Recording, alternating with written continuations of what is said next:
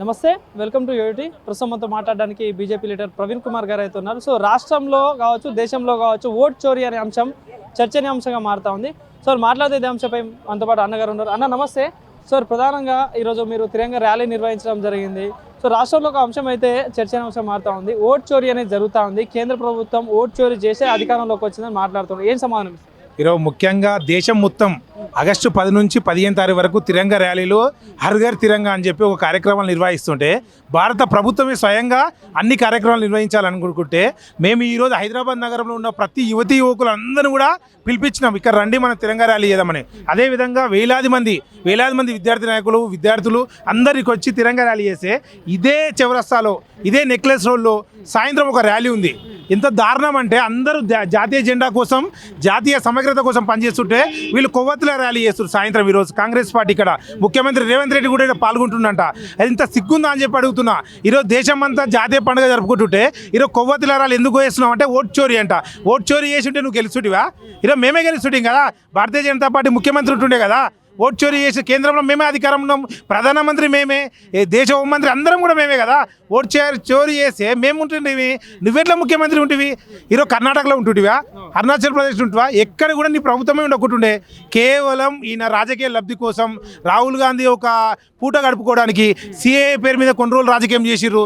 ముస్లింలను వాడుకొని దేశంలో అలజడులు సృష్టిద్దామనుకుర్రు. తర్వాత ఇంకో విధంగా ఏదో ఒక టాస్క్ తీసుకొని దేశంలో అలజడి సృష్టిద్దామని ట్రై చేస్తారు తప్ప ఈరోజు నరేంద్ర మోడీ నాయకత్వం ఉన్నంత వరకు ఈ దేశం విచ్ఛిన్నం కాదు. మీరు ఎన్ని పగటి కలలు కన్నా కూడా ఈ దేశం విచ్ఛిన్నం కాదు. ఈ దేశంలో ఓటు చోరీ జరగలే. ప్రజలందరూ తెలుసు మీరు ఆడుతున్న దొంగ నాటకాలు, పార్లమెంట్లో మీరు చేస్తున్న విచ్చలవిడి చేతలు ప్రజలందరూ నవ్వుకుంటారు.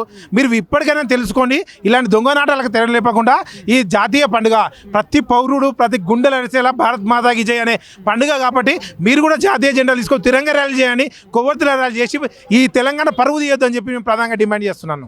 ఢిల్లీలో జంతర్ మంతర్ దగ్గర ర్యాలీ చేస్తూ కూడా కేంద్రం నుండి మోడీని దింపేసి మళ్ళీ మేము అధికారంలో వస్తాం, రాహుల్ గాంధీని ప్రధానమంత్రి చేసి బీసీ రిజర్వేషన్ సాధిస్తామని మాట్లాడుతారు మన ముఖ్యమంత్రి. సో ఏం చెప్తున్నాను కదా, ముఖ్యమంత్రి గారు ఎన్నో ప్రకటనలు పలికి మల్లికార్జున ఖార్గే వస్తున్నాడు, రాహుల్ గాంధీ వస్తుండు, సోనియా గాంధీ వస్తుందని చెప్పి ఇక్కడ ఉన్న వాళ్ళందరికీ సొంతంగా ఫ్లైట్ ఛార్జీలు ఉన్నా లేకున్నా పెట్టుకొని ట్రైన్లలో బస్సులలో ఢిల్లీ వెళ్తే ఆడపోతే మళ్ళీ ఈయన ముఖమే వాళ్ళకు.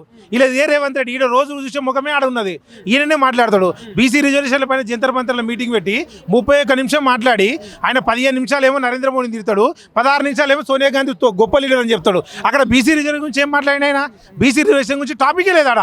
కేవలం ఈయన యొక్క లబ్ధి పొందడానికి ఇక్కడ 6 గ్యారంటీలు 420 హామీలు ఉన్నాయి కదా, ఆ హామీలన్నీ కూడా ప్రజలు మర్చిపోవాలి. మనం ఎప్పుడు ప్రజల్లో ఏదో టాపిక్ తీసుకురావాలి, భారతీయ జనతా పార్టీని బదలాం లేపాలి, ఇలాంటి ఒక ఎజెండా వేసుకొని తిరుగుతుంది తప్ప ఈయన భారతదేశాన్ని కావచ్చు ఈ తెలంగాణ అభివృద్ధి పరచాలని చెప్పి కాంగ్రెస్ పార్టీకి ఎక్కడ కూడా లేదు.